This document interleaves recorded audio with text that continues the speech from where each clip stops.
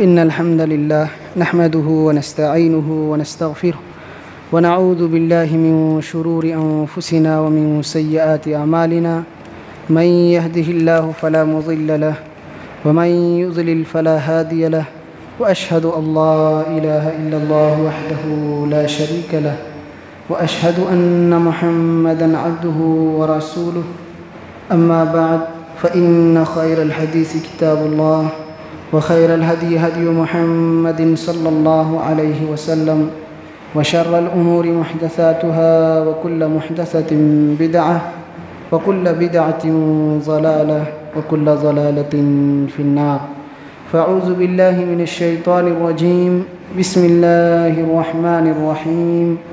قاف والقرآن المجيد بل عجبوا أن جاءهم منذر منهم فقال الكافرون هذا شيء عجيب أإذا متنا وكنا ترابا ذلك رجع بعيد قد علمنا ما تنقص الأرض منهم وعندنا كتاب حفيظ بل كذبوا بالحق لما جاءهم فهم في أمر مريج أفلم ينظروا إلى السماء فوقهم كيف بنيناها وزيناها وما لها من فروج والأرض مددناها وألقينا فيها رواسي وأنبتنا فيها من كل زوج بهيج تبصرة وذكرى لكل عبد منيب ونزلنا من السماء ماء مباركا فأنبتنا به جنات وحب الحصيد والنخل باسقات لها طلع نضيد رزقا للعباد وأحيينا به بلدة ميتا كذلك الخروج كذبت قبلهم قوم نوح وأصحاب الرس وثمود وعاد وفرعون وإخوان لوط وأصحاب الأيكة وقوم تبع كل كذب الرسل فحق وعيد أفعينا بالخلق الأول بل هم في لبس من خلق جديد. وقال الله تبارك وتعالى في مقام آخر وإذ ابتلى إبراهيم ربه بكلمات فأتمهن قال إني جاعلك للناس إماما. محترم حاضرین اور پردہ نشین خواتین اسلام، سب سے پہلے تمام قسم کی تعریف، توصیف، کبریائی و بڑائی اس اللہ رب العالمین کے لیے لائق اور زیبا ہے جس نے ہم سب کو اس روئے زمین کے اندر پیدا فرمایا اور پیدا فرمانے کے بعد ہماری ضروریات زندگی کا مکمل انتظام فرمایا اور اخروی رشد و ہدایت کی خاطر بے شمار انبیاء علیہم السلام کو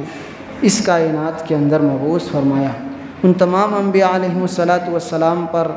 درود و سلام کے پھول نچھاور ہوں، بالخصوص ہمارے اور آپ کے آخری نبی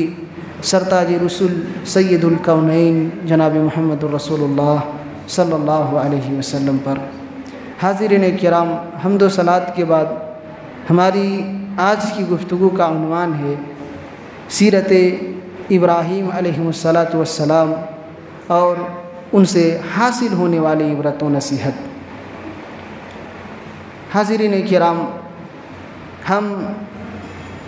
جس مہینے سے گزر رہے ہیں بھی کچھ ہی ہفتوں کے بعد عید قرباں ہمارے درمیان آنے والا ہے، جس میں ہم سب اللہ رب العالمین کی بارگاہ میں قربانی پیش کرتے ہیں اور اللہ رب العالمین کو اپنے اس عمل کے ذریعہ راضی کرنے کی کوشش کرتے ہیں.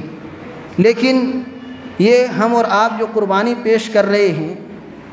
آخر اس کی حقیقت کیا ہے، اس کی تاریخ کیا ہے؟ تو اس سلسلے میں اگر آپ پڑھیں گے، آپ سنیں گے تو آپ کو پتہ چلے گا کہ یہ حضرت ابراہیم علیہ السلام کی یادگار ہے. ان کی قربانی اور اللہ رب العالمین کی محبت کے لیے اپنے اولاد کے نذرانے کو پیش کرنے والی جو ادا تھی، یہ اسی کی یادگار ہے. ابراہیم علیہ السلام یہ کون تھے؟ اللہ رب العالمین کے معزز پیغمبر تھے، چہیتے بندے تھے. اللہ تعالیٰ نے ان کو اپنا خلیل بنایا تھا اور آخرت میں بھی اللہ رب العالمین نے وعدہ کیا ہے کہ ہم ان کو اپنے برگزیدہ اور نیکوکار بندوں میں شامل کریں گے اور اپنے اچھے بندوں کے ساتھ ان کو اٹھائیں گے. تو تو یہ ابراہیم علیہ الصلاۃ والسلام ہیں جن کی شخصیت ایسی شخصیت ہے، جن کی ادائیں اور جن کے اعمال اس قدر اہم ہیں کہ اللہ رب العالمین نے ان کی کئی اداؤں کو، کئی قربانیوں کو قرآن مقدس کے اندر ذکر کیا ہے۔ اور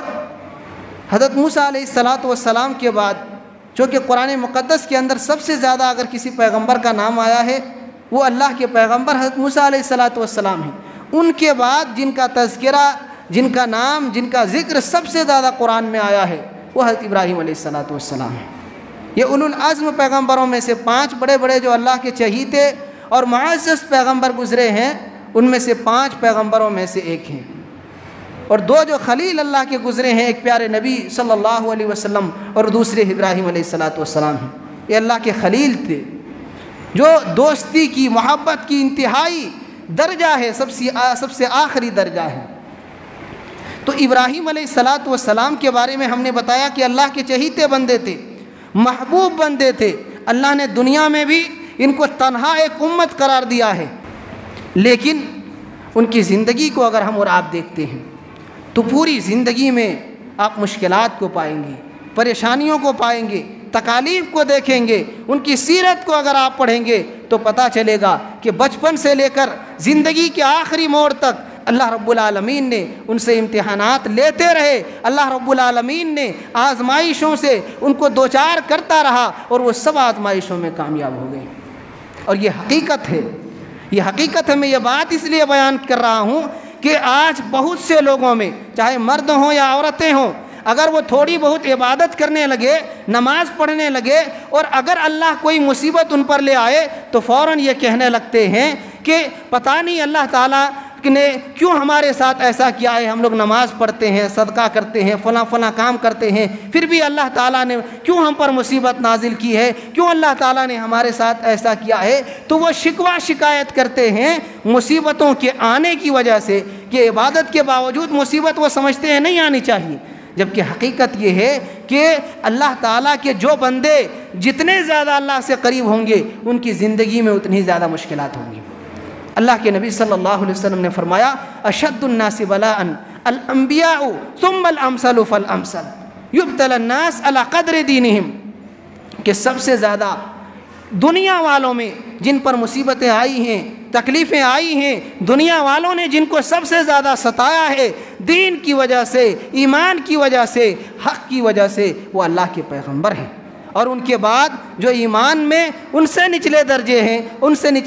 ہیں، یعنی جس قدر انسان کا ایمان اور عقیدہ ہوگا اسی طریقے سے اللہ تعالیٰ اس کو دنیا والوں کے سامنے آزمائے گا، ان کو مزید پختہ بنانے کے لیے، ان کو مزید اعلیٰ مقام اور مرتبے پر فائز کرنے کے لیے، جنت میں اور دنیا میں بھی ان کے درجے کو بلند کرنے کے لیے اللہ تعالیٰ مختلف حکمتوں کی وجہ سے اپنے خاص بندوں کو زیادہ آزماتا ہے۔ ابراہیم علیہ الصلاۃ والسلام کے بارے میں ہم نے کہا انتہائی محبوب بندے ہیں اللہ کے، لیکن بچپن سے لے کر زندگی کے آخری موڑ تک، ابھی ہم آزمائشوں کا تذکرہ کریں گے، چند ایک آزمائشوں کا اللہ تعالیٰ نے امتحان لیا ہے، اور جب سب میں کامیاب ہوئے تو اللہ تعالیٰ نے نتیجہ دیا دنیا میں بھی اور آخرت میں بھی۔ پیارے نبی صلی اللہ علیہ وسلم کے بارے میں ہم سنتے آتے ہیں آپ کی زندگی نبوت کے آغاز سے لے کر کے آخری وقت تک آپ نے کتنے غزوات لڑے ہیں، کتنی مشکلات کا سامنا کیا ہے۔ جس مکہ میں پیدا ہوئے، جس مکہ میں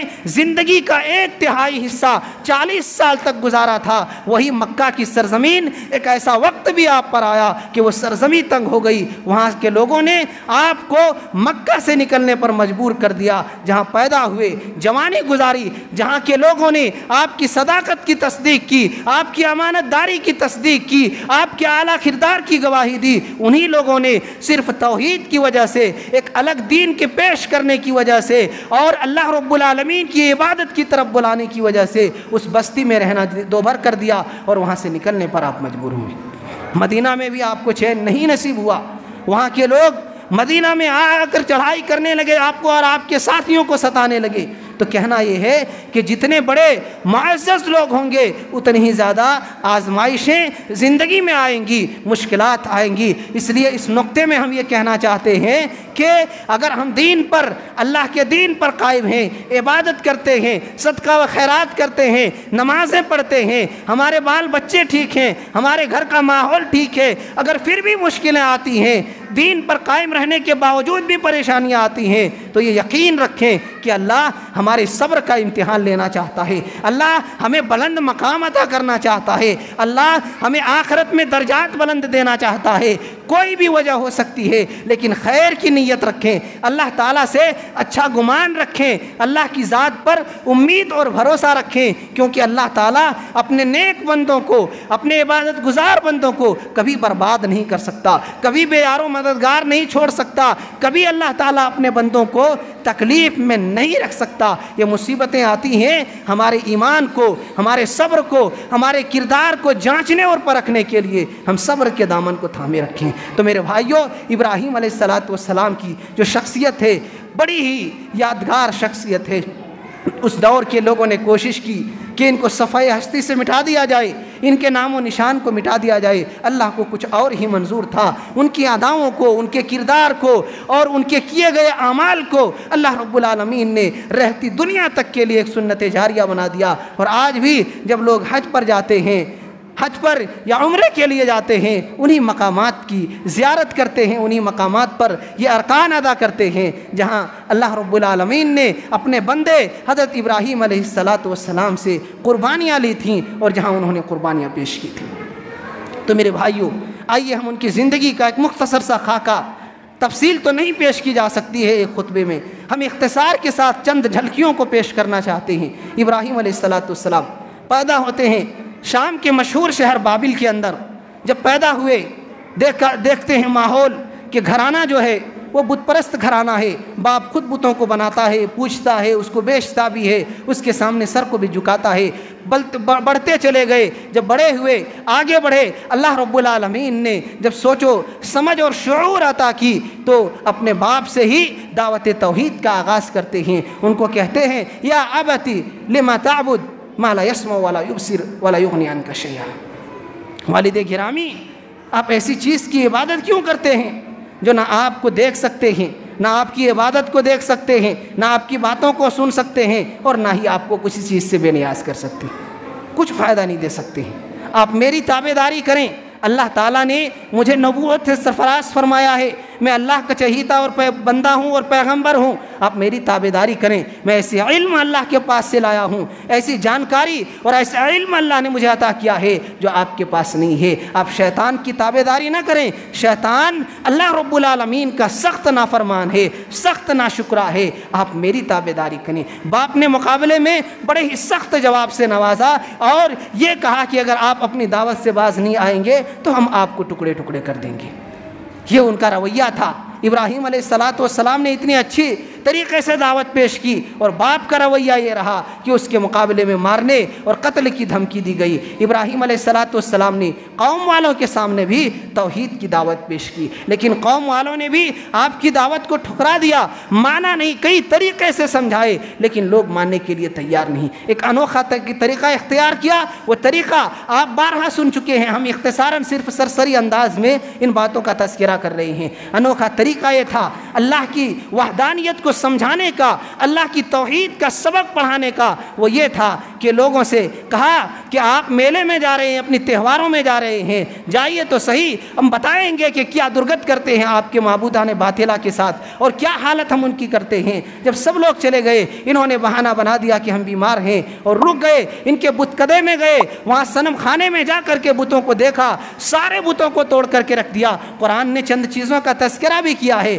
کہ کیوں نہیں کھاتے، کیوں نہیں بولتے، تمہیں کیا ہو گیا ہے، تم ہم سے کلام کیوں نہیں کرتے۔ پھر سارے بت کو تہس نہس کر کے رکھ دیتے ہیں، ایک بت کو چھوڑ دیتے ہیں اور واپس چلے آتے ہیں۔ واپس جب آتے ہیں، جب لوگ وہاں سے اپنے میلے سے اپنے تہواروں سے واپس آتے ہیں تو دیکھتے ہیں کہ ہمارے جو دیوی دیوتا ہیں، ہمارے جو معبودان ہیں، ان کی حالت ہی بدل چکی ہے، کس نے ایسا کیا ہوگا؟ تو کہا کہ ایک جوان ہے، ان کو سنا ہے ہمارے معبودوں کے بارے میں وہ برا بھلا کہتا تھا، اس لیے ہو سکتا ہے اسی نے ایسا کیا ہو۔ کہا اس کو بلایا جائے۔ سارے لوگ ابراہیم علیہ السلام کو اپنے محفل میں بلاتے ہیں، بڑے مجمع میں ان سے کہا جاتا ہے انت فعلت ھذا بآلہتنا یا ابراہیم، ابراہیم کیا تو نے ہمارے معبودوں کی ایسی درگت کی ہے؟ یہ حالت ہمارے معبودوں کے ساتھ ان کی یہ توہین کیا تم نے کی ہے؟ ابراہیم علیہ السلام نے بڑے ہی حکمت کے ساتھ جواب دیتے ہیں بل فعلہ کبیرہم ھذا فاسألوہم ان کانوا ینطقون،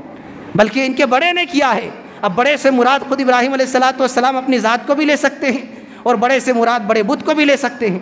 اس لیے کہ بڑے بت کو انہوں نے چھوڑ دیا تھا۔ تو کہا ان کے بڑے نے کیا ہے، اگر یہ بولتے ہوں تو ان سے پوچھ لیں۔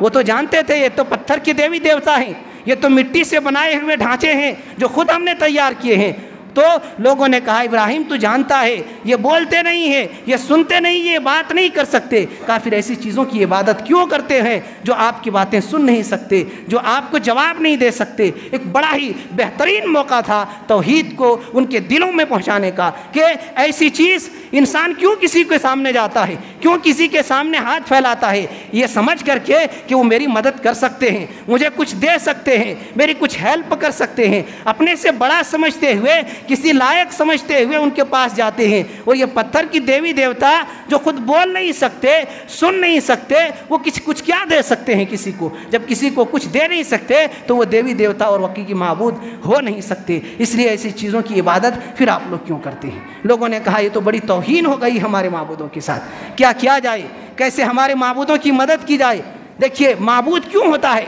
معبود ہوتا ہے اپنے بندوں کی مدد کرنے کے لیے، اور یہاں لوگوں کی جب عقلیں الٹ جائے تو پھر صحیح غلط کی تمیز انسان بھول جاتا ہے۔ لوگ کہہ رہے ہیں اپنے معبودوں کی مدد کرو، جبکہ معبود اس لیے بنایا جاتا ہے کہ مشکل اوقات میں، مصیبت کی گھڑیوں میں جس کی ہم عبادت کرتے ہیں وہ ہمیں ساتھ دے، ہماری مدد کرے، ہماری پکار کو سنے، اور یہ مشکلات کے وقت خود اپنے معبود کی مدد کرنے چلے ہیں۔ تو عقلیں ان کی ماری گئی تھیں، ان کی سمجھ الٹ گئی تھی، جس کی وجہ سے وہ سمجھ نہیں پا رہے کہ ایک اللہ کی عبادت کے آگے کہاں یہ پتھر کے اور مٹی کے دیوی دیوتاؤں کی کیا حیثیت ہو سکتی ہے۔ المہم ان لوگوں نے منصوبہ بند طریقے سے ابراہیم علیہ السلام کے خلاف سازش کی اور ان کو آگ میں ڈالے جانے کا فیصلہ کیا۔ وہ واقعہ آپ سنے ہوں گے کہ سارے لوگوں نے مل کر کوشش کی، آگ بھی جلائی گئی، دہکتی ہوئی آگ کے انگارے میں ان کو جھونکا بھی گیا، لیکن اللہ تعالیٰ جس نے آگ کو جلانے کی قوت دی تھی اسی رب نے یہ اعلان کیا یا نار کونی بردم و سلاما علی ابراہیم، اے آگ تو سلامتی والی بن جا، اے آگ تو ٹھنڈی اور سلامتی والی بن جا، اس قدر گرم نہ ہو کہ گرمی سے تکلیف ہو، اس قدر ٹھنڈ نہ ہو جا کہ سرد کی وجہ سے ان کو تکلیف ہو، سراپا سلامتی والی بن جا۔ تو وہ آگ جس کے اندر جلانے کی صفت ہے، جس کے اندر جلانے کی طاقت ہے کہ انسان کوئی بھی جائے، کسی بھی چیز کو رکھ دیا جائے اس میں، جتنا وہ جلا سکتی ہے آگ وہ جلا کر راکھ کر دے گی، لیکن اللہ نے اس کی طاقت کو، اس کے پاور کو، اس کی صلاحیت کو سلب کر لیا اور وہی آگ سلامتی والی بن گئی،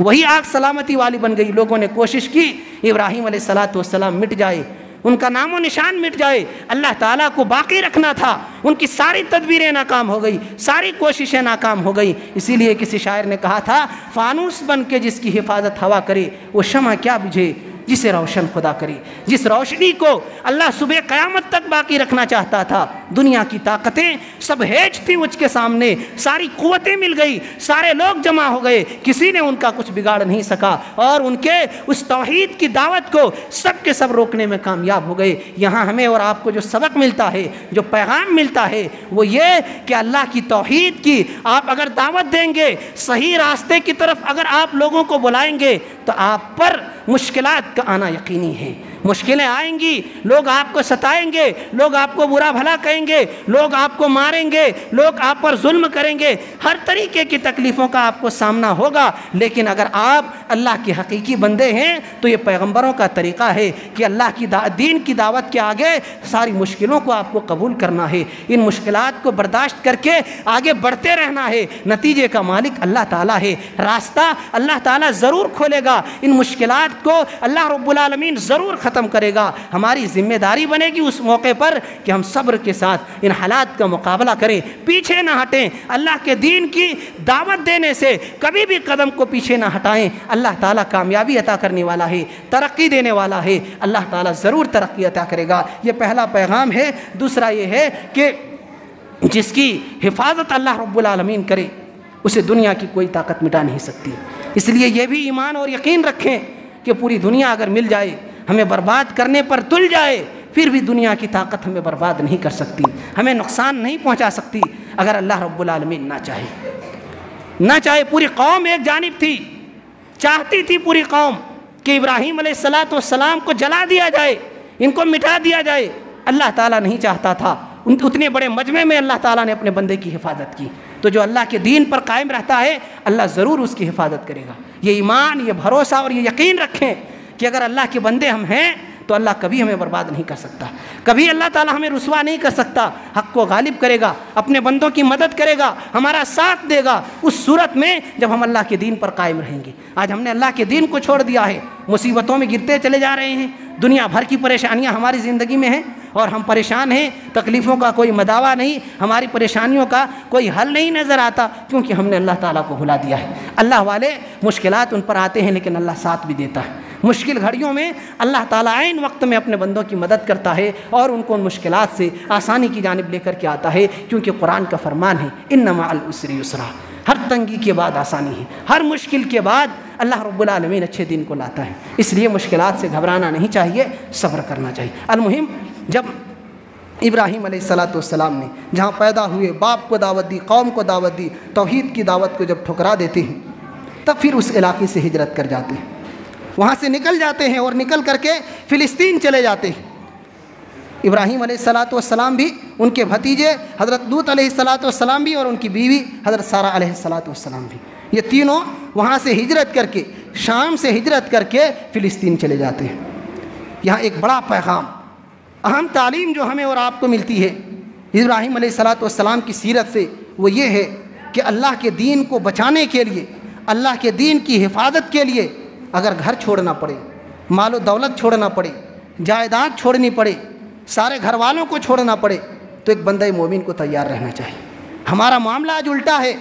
ہم اللہ کے دین کو چھوڑ دیتے ہیں دولت کے لیے, بال بچوں کے لیے. اب دیکھیں کتنے ایسے لوگ ہیں جن کو دین کے بارے میں پتہ نہیں, دین کے بارے میں کوئی خبر نہیں, اللہ کی شریعت پر عمل کرنے کا کوئی جذبہ نہیں. ان کی فکر اگر کوئی ہے دولت, مال, اولاد اور بال بچوں کی ترقی, یہ اسی فکر میں لگے ہوئے ہیں. اللہ کے دین کو قربان کر دیا. میرے بھائیوں, اللہ کے پیغمبروں کی, اللہ کے ولیوں کی سنت یہ رہی ہے کہ ہم اللہ کے دین کو بچانے کے لیے اپنے گھر بار چھوڑ سکتے ہیں, اللہ کے دین کو نہیں چھوڑ سکتے ہیں, اللہ کے دین کو نہیں چھوڑ سکتے. دوسری چیز یہ معلوم ہوئی کہ اگر ایسے علاقے میں, ایسی بستی میں, ایسی سوسائٹی میں, ایسے گاؤں میں ہم رہتے ہیں جہاں ہمیں اللہ کے دین پر قائم رہنا مشکل ہو, جہاں نماز پڑھنی مشکل ہو, اسلام پر باقی رہنا مشکل ہو, اس علاقے کو چھوڑ دینا چاہیے, اس علاقے سے نکل جانا چاہیے, کسی ایسے علاقے میں جا کر بس جانا چاہیے جہاں سکون کے ساتھ اللہ کی عبادت کر سکیں, جہاں سکون کے ساتھ نماز پڑھ سکیں, جہاں سکون کے ساتھ اللہ کے ذکر کر سکیں. یہ ابراہیم علیہ السلام کے اپنے باپ دادا کے گھر بار چھوڑنے, اپنے پورے جائیداد کو چھوڑ کر ہجرت کرنے سے ہمیں سبق ملتا ہے کہ دین کی خاطر گھر بار بھی چھوڑتے ہیں, اللہ کے دین کو بچانے کے لیے ہجرت کرتے ہیں. ہمیں اور آپ کو بھی چاہیے کہ دین کو سب سے آگے رکھیں. دین ہے تو دنیا ہے, اگر دین نہیں ہے تو دنیا اور دنیا کی دولتیں کوئی کام کی نہیں ہے کہ اس سے آپ کو چند دن کا فائدہ تو مل سکتا ہے لیکن آخرت کا نقصان ہی نقصان ہے, خسارہ ہی خسارہ ہے. المہم, فلسطین جاتے ہیں, فلسطین سے پھر ہجرت کرتے ہیں. دیکھیے, توحید کو بچانے کے لیے, ایک اللہ کی عبادت سکون کے ساتھ کرنے کے لیے, اللہ کی وحدانیت کی دعوت کو عام کرنے کے لیے کتنی جگہوں کا سفر کرتے ہیں. ایک انسان چند دن کے سفر میں اطمینان کا سفر ہے, ہمارے پاس کنفرم ٹکٹ بھی ہے, سارے انتظامات موجود ہیں, پھر بھی چند گھنٹوں کے سفر میں ہم تھک جاتے ہیں. ایک انسان صرف اللہ کے دین کے لیے, اللہ کی توحید کی حفاظت کے لیے, ایک اللہ کے پیغام ان کے بندوں تک پہنچانے کے لیے اس جذبے اور طلب کے ساتھ کن کن ملکوں کا سفر کرتے ہیں. آپ فلسطین سے پھر مصر کا سفر کرتے ہیں اور مصر میں جا کر کے بادشاہ کے ساتھ وہ واقعہ پیش آتا ہے جو آپ سنے ہوں گے کہ ایک بادشاہ وہاں کا جو ہوتا ہے اس وقت کا بڑا ظالم ہوتا ہے, عورتوں کے ساتھ بے عزتی کرتا ہے، ان کی عزت لوٹتا ہے، سوائے ایک شرط کے ساتھ کہ آدمی کہہ دے کہ میرے ساتھ یہ عورت میری بہن ہے، تو وہ چھوڑ دیتا تھا۔ لیکن ابراہیم علیہ السلام نے عزت بچانے کے لیے ان کو بہن بھی کہا، لیکن پھر بھی ان کی نگاہ وہاں سے ہٹی نہیں اور غلط ارادے سے ہاتھ بڑھایا، ہاتھ شل ہو گیا، بار بار کوشش کی لیکن اللہ تعالیٰ نے ناکام کیا۔ تو اس بادشاہ نے سمجھ لیا کہ یہ کوئی عام خاتون نہیں ہے، ان کا مقام اور رب کی نگاہ میں ان کا رتبہ کچھ اور ہی ہے۔ اپنے ارادے کو تبدیل کر دیا اور اپنی بیٹی حضرت ہاجرہ علیہ السلام کو ان کے ساتھ کر دیا، جس سے ابراہیم علیہ السلام نے بعد میں نکاح کیا۔ تو دو بیویاں ہو گئی۔ اب ایک بیوی کا کردار مکہ کے اندر اور دوسری بیوی کا کردار دمشق جو بیت المقدس جہاں قائم ہے وہاں ہے۔ دونوں مسلمانوں کا قبلہ ہے۔ مکہ کے واقعہ اگر آپ سنیں گے، اسی دور میں اللہ رب العالمین ابراہیم علیہ السلام کو بڑھاپے کی حالت میں اولاد عطا کرتا ہے۔ اولاد کتنی بڑی نعمت ہے، انسان اگر چند سال اگر اولاد نہ ملے شادی کے بعد، میاں بیوی اور گھر والے سب پریشان ہو جاتے ہیں اور کہاں کہاں کا چکر لگاتے ہیں، کہاں نہیں جا سکتا، ایمان عقیدے اور سب کچھ کو بیچ دیتے ہیں صرف اولاد کے چکر میں۔ مردے لوگوں کے سامنے بھی اولاد جا کر مانگتے ہیں جو خود اپنے جان کو کھو بیٹھے ہیں۔ المہم ابراہیم علیہ السلام اللہ کے حکم سے اپنی بیوی اور اپنے ایک ننھے منھے بچے کو جو ابھی بالکل معصوم بچہ ہے لے جا کر کے مکہ کے اندر چھوڑ دیتے ہیں۔ وہ مکہ جہاں ہم اور آپ حج اور عمرہ کے لیے آج کل جاتے ہیں، وہ مکہ، اس وقت کا مکہ کیسا تھا؟ کیا ایسی بڑے شہریں اور بڑی بڑی آبادیاں تھیں؟ نہیں، کچھ نہیں تھا، نہیں، نہ لوگ وہاں بستے تھے، نہ ہی چرند پرند نظر آتا تھا، نہ ہی کوئی درخت نظر آتا تھا۔ اگر کچھ تھا تو صرف ریتیلے پتھر تھے، چٹیل میدان تھا، صاف زمین تھی اور کچھ بھی نہیں تھا۔ اگر آپ کہیں تو سر چھپانے کے لیے گھر تو دور کی بات ہے، کوئی درخت بھی نہ تھا کہ جس کے سائے تلے دھوپ کی تپش سے بچنے کے لیے کچھ آرام کر لیا جائے۔ ایسی سرزمین جس میں کچھ بھی نہ تھا سوائے پتھروں کے۔ اللہ نے حکم دیا کہ امتحان آپ کا یہ ہے، اپنے بال بچوں کو آپ چھوڑ کر کے آئیں اسی مکہ کی غیر آباد سرزمین پر۔ یہ چلے جاتے ہیں، چھوڑ کر کے آتے ہیں اور اس سرزمین میں اندازہ لگائیں، ایک ماں اور اس کے ساتھ ایک معصوم سا بچہ ہو، کھانے پینے کا انتظام نہ ہو، رہنے کے لیے چھت نہ ہو، اور شوہر جو بیوی کے لیے سب سے بڑا سر کا سایہ ہے وہ بھی چھوڑ کر چلا آئے۔ کیسی رات گزرتی ہوگی، کیسا دن گزرتا ہوگا، کیسے حالات ہوتے ہوں گے، اتنی تپش اور دھوپ میں کیا عالم ہوا ہوگا۔ لیکن وہ بھی صبر و ایمان والی تھی، وہ بھی اللہ کی حقیقی بندی تھیں اور اللہ تعالیٰ کے دین پر عمل کرنے والی تھیں۔ کہا کہ اللہ کا حکم ہے، کافر اللہ ہمیں ضائع نہیں کر سکتا۔ آپ جائیے میرے سرتاج، میرے شوہر، آپ جائیے، ہم اللہ کے بھروسے پر اس غیر آباد سرزمین پر رہیں گے اور اللہ ہماری حفاظت کرے گا۔ آج جو زمزم کا پانی ہم اور آپ پیتے ہیں، اسی ماں کی محنتوں کا نتیجہ ہے، اسی ماں کی قربانیوں کی یاد کو اللہ رب العالمین نے دنیا والوں میں تازہ رکھا۔ اور وہی جب پیاس کے بچے کی تڑپ کی وجہ سے ماں دوڑ لگاتی تھی صفا اور مروہ کے درمیان، اللہ تعالیٰ نے آج بھی حاجیوں کے لیے، عمرہ کرنے والوں کے لیے ضروری قرار دیا کہ ان کا عمرہ نہیں ہو سکتا، ان کا حج نہیں ہو سکتا جو 7 چکر صفا اور مروہ کا چکر نہ لگائے۔ اور وہیں زمزم کا کنواں بھی ہے۔ تو اللہ تعالیٰ نے ان کی اس محنت کو، ان قربانی کو اور اس جذبے کو ہمیشہ کے لیے باقی رکھا۔ چند گھنٹوں کی یہ مشقتیں تھیں، چند دنوں کا یہ موسم تھا، لیکن اللہ تعالیٰ نے ہمیشہ ان کی قربانیوں کو زندہ رکھا۔ تو یہاں ہمیں اور آپ کو جو پیغام ملتا ہے وہ یہ کہ ماں کا کیسا کردار ہو سکتا ہے۔ ماں کیا کچھ کر سکتی ہے، ماں بہت کچھ کر سکتی ہے۔ وہ جیسا چاہے اپنے شوہر کی زندگی کو بھی بنا سکتی ہے، بچوں کی زندگی کو بھی بنا سکتی ہے، جو اولاد کی قربانی سے پتہ چلتا ہے۔ دوسری چیز یہ کہ ماں باپ کو چاہیے کہ اپنے بچوں کو کہیں بھی رہے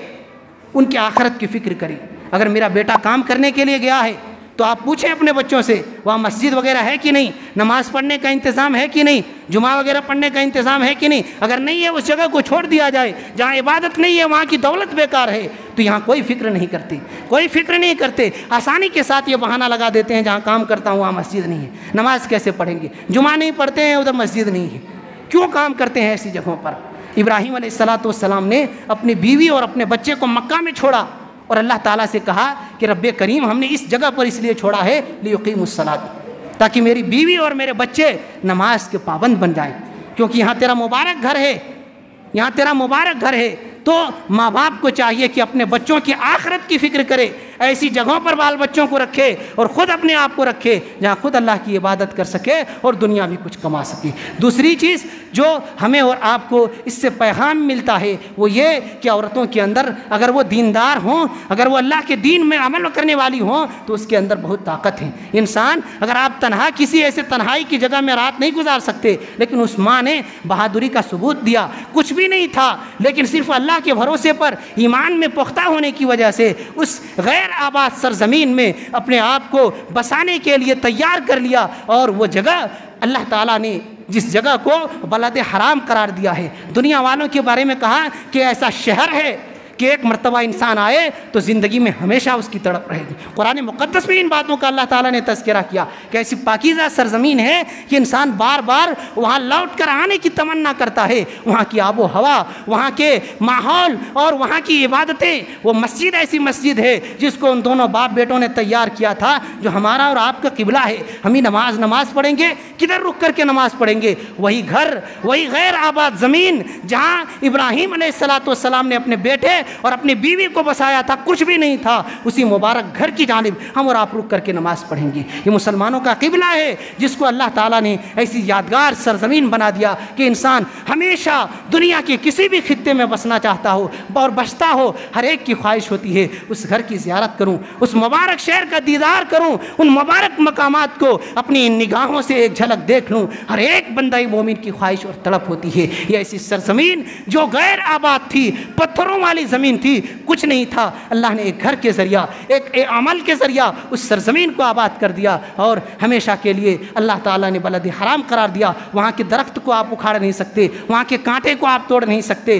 وہاں کے کسی چیز کو نقصان نہیں پہنچا سکتے، کسی چرند پرند کو شکار نہیں کر سکتے۔ یہ ایسی مبارک سرزمین ہے، وہاں حرام ہے ان چیزوں کا شکار کرنا۔ تو میرے بھائیوں، ابراہیم علیہ السلام کی یہ زندگی مکہ والی کہ ایک بیوی کو لے جا کر کے وہاں آباد کرتے ہیں، بساتے ہیں، اللہ کی عبادت کے لیے گھر بناتے ہیں، جس گھر میں ایک نماز پڑھنے کا ثواب 1,00,000 نماز کے برابر ہے۔ 1,00,000 نماز ان مسجدوں میں پڑھیں گے، اور ایک نماز جا کر کے مکہ کی مسجد میں پڑھیں گے، مسجد الحرام کے اندر، تو اس ایک مسجد کا ایک نماز کا ثواب یہاں کی 1,00,000 نمازوں کے برابر ہے۔ تو یہ وہ مسجد ہے، یہ وہ مبارک سرزمین ہے۔ تو یہاں کی ہم نے یاد اور یہاں کا تذکرہ پیش کیا۔ ایک دوسری بات جو ابراہیم علیہ السلام کی قربانی سے تعلق ہے، جو اصل بات ہے قربانی کا، بیٹے بڑی محبتوں کے بعد، منتوں کے بعد ایک انسان اگر زندگی بھر اولاد نہ ملے اور زندگی کے آخری موڑ پر اللہ تعالیٰ بیٹا عطا کر دے تو انسان کو لگے گا میری دنیا میں مجھ سے زیادہ خوشی کسی کو نہیں ملی، کسی کو نہیں ملی ہے۔ آپ جو جیسے ایسے ماں باپ جو آپ دیکھے ہوں گے، اندازہ لگائے ہوں گے، آپ لگائے ہوں گے کہ کتنی وہ دعوت کا اہتمام کرتا ہے، بڑی بڑی پارٹیاں کرتا ہے کہ بڑی امیدوں کے بعد اللہ نے اولاد عطا کیا ہے۔ تو آپ اندازہ لگائیں کہ ایک باپ بڑھاپے کی عمر میں پہنچ چکا ہے، ایسے نازک دور میں آخری زندگی کے پڑاؤ میں اللہ تعالیٰ بیٹا عطا کرتا ہے، اور ساتھ ہی ساتھ یہ مطالبہ کرتا ہے کہ بیٹے کو اپنے سے جدا کر دیں، باپ پر کیا گزرتی ہوگی۔ لیکن پھر بھی اللہ کی محبت کے لیے، اللہ کے حکم کے لیے بیٹے کو یہ محبت بھی قربان کر دیتے ہیں، اور اس جذبے کو بھی اپنے آپ پر کنٹرول کر کے اپنے اولاد کو اپنے سے جدا کر دیتے ہیں۔ دوسری قربانی کے جائیں آپ اپنے بیٹے کو اپنے ہاتھوں سے ذبح کریں۔ یہ جو قربانی ہم اور آپ کر رہے ہیں، جو یاد تازہ کر رہے ہیں، یہ اسی باپ کی محبت کا جو نذرانہ پیش کیا تھا، اللہ کی محبت کا، اللہ کے دین پر عمل کرنے کا، یہ اسی کی یاد ہے۔ تو جو حکم دیا تھا فوراً اس کی تعمیل کے لیے تیار ہو گئے، اور اپنے بیٹے کو جب ذبح کرنے لگے تو اللہ نے اس کا بدیل عطا کیا، اور اللہ رب العالمین نے جو ذبیحہ عطا کیا تھا پھر اس کو ایک سنت قرار دیا جو صبح قیامت تک یہ جاری رہے گا، اور ہم اور آپ اور اس طریقے سے آنے والی ہر نسلیں اللہ کی بارگاہ میں ہر سال قربانیاں پیش کرتی رہیں گی، اور ابراہیم علیہ السلام کی اس قربانی کے یاد کو تازہ کرتی رہیں گی کہ ایک ایسی شخصیت بھی تھی۔ ہم جانور اچھے قربان کرنے سے جس کو پال پوس کر کے رکھتے ہیں، جب قربانی کرنے کا وقت آتا ہے تو بہت سے مرد اور عورتیں اس کو دیکھ نہیں سکتی کہ ہم نے پالا ہے، بڑی تکلیف ہوتی ہے، بڑی تڑپ ہوتی ہے، بچوں کی طرح پالا ہے، اس لیے آج ہمارے اندر طاقت نہیں ہے، وہ رونے لگتے ہیں۔ تو آپ اندازہ لگائیں ایک باپ کا جگر کا وہ ٹکڑا جو زندگی کے آخری پڑاؤ میں بڑی منتوں اور دعاؤں کے بعد اللہ نے عطا کیا تھا، اگر اس کو کہے اللہ رب العالمین کہ میری راہ میں ذبح کر دو، اس اولاد کی قربانی دے دو، دل پر کیا گزرتی ہوگی۔ لیکن ہم نے کہا کہ وہ باپ ایسا باپ نہیں تھا۔ ہمارے طرح کمزور ایمان والے نہیں تھے، ان کا ایمان پختہ تھا، وہ اللہ کے حکم کو دیکھتے تھے اور کسی چیز کی پرواہ نہیں کرتے تھے، تو اللہ کے حکم پر عمل کرتے ہیں۔ یہاں جو پیغام ملتا ہے وہ یہ کہ اللہ کے حکم کے آگے ساری چیزوں کو قربان کر دینا چاہیے، بیٹے کی محبت ہو، مال کی محبت ہو، گھر بار کی محبت ہو، دنیا کی دولت ہو، سب چیز کو قربان کر کے اللہ کو راضی کرنے کی فکر کرنی چاہیے، کیونکہ اللہ کے لیے اگر کچھ کریں گے اللہ ہماری اداؤں کو باقی رکھے گا، ہماری اس جذبے کو انشاءاللہ دنیا والوں کے سامنے زندہ رکھے گا اور ہم بھی زندہ رہیں گے۔ تو یہ ابراہیم علیہ السلام کی زندگی کی یہ روشن واقعات تھے، اللہ تعالیٰ کے حکم پر عمل کرنے کا یہ جذبہ تھا۔ جب ساری قربانیوں میں پاس ہو گئے تب اللہ تعالیٰ نے کہا انی جاعلک للناس اماما، ابراہیم اب ہم آپ کو پوری کائنات والوں میں امام بنانے والے ہیں۔ دنیا کا امام اللہ تعالیٰ نے ابراہیم علیہ السلام کو بنایا، اور آخرت کے بارے میں کہا وَلَقَدِ اسْتَفَيْنَاهُ فِي الدُّنْيَا وَإِنَّهُ فِي الْآخِرَةِ لَمِنَ الصَّالِحِينَ، ہم نے دنیا میں بھی ابراہیم علیہ السلام کو چن لیا تھا، ہمارے خاص بندوں میں تھے، اور آخرت میں بھی قیامت کے دن بھی ہمارے نیکوکار اور برگزیدہ بندوں میں وہ شمار کیے جائیں گے۔ تو یہ ایک بیوی کو آ کر کے مکہ میں بساتے ہیں، دوسری بیوی کو دمشق میں جہاں بیت المقدس ہے جو مسلمانوں کا قبلہ تھا۔ نبی صلی اللہ علیہ وسلم جب مدینہ گئے تھے 16 یا 17 مہینے تک بیت المقدس کی جانب رک کر کے نماز پڑھتے تھے، لیکن آپ کی خواہش تھی کہ خانہ کعبہ ابراہیم علیہ السلام کا جو پہلا قبلہ تھا وہ ہمارا قبلہ ہو، اور پھر اللہ تعالیٰ نے آپ کی خواہش کے مطابق خانہ کعبہ کو مکہ کے اندر جو ہے اس کو مسلمانوں کا قبلہ قرار دے دیا۔ تو یہ دونوں جگہوں پر اپنی بیوی بچوں کو بسایا اور دونوں جگہوں پر مسجد کا اہتمام کیا تاکہ میرے بچے دین سے جڑے رہیں، اللہ سے جڑے رہیں، دنیا کمائیں نہ کمائیں دین کما کر کے جائیں۔ تو ہم اپنے بچوں کے لیے بھی ایسی فکر کریں، ایسی جگہ کا انتخاب جہاں مسجدیں قریب ہوں، عبادت کا انتظام ہو، جہاں مدارس قریب ہوں، تاکہ ہمارے بچے پڑھ لکھ کر اچھا انسان بن سکے، تو ایسی جگہوں کا انتخاب کرنا چاہیے۔ المہم پوری باتوں کا خلاصہ یہ ہے کہ ابراہیم علیہ السلام کی شخصیت ہمارے اور آپ کے لیے آئیڈیل اور نمونہ ہے اس طور پر کہ ہم اللہ کی عبادت کریں، اس کی عبادت کے لیے اگر گھر بار مال و دولت بال بچے سب کو قربان کرنا پڑے ہم اور آپ اس کی قربانی دینے کے لیے تیار رہیں، لیکن اللہ کے دین کو داؤ پر نہ لگائیں، دنیا کی خاطر دنیا کے مال کے خاطر اللہ کے دین کا سودا نہ کریں، اپنے ایمان اور عقیدے کو بیچ کر کے اپنے آخرت کو برباد نہ کریں کہ دنیا کی دولت چند دن کی ہے اور آخرت کی دولت اور وہاں کی زندگانی ہمیشہ کی زندگانی ہے۔ اللہ تعالیٰ سے دعا ہے کہ اللہ تعالیٰ تو ہم تمام لوگوں کو تیرے دین کے اوپر قائم رہنے، توحید کے اوپر قائم و دائم رہنے کی توفیق عنایت فرما، آمین۔ سبحان ربک رب العزت عما یصفون وسلام علی المرسلین والحمد للہ رب العالمین۔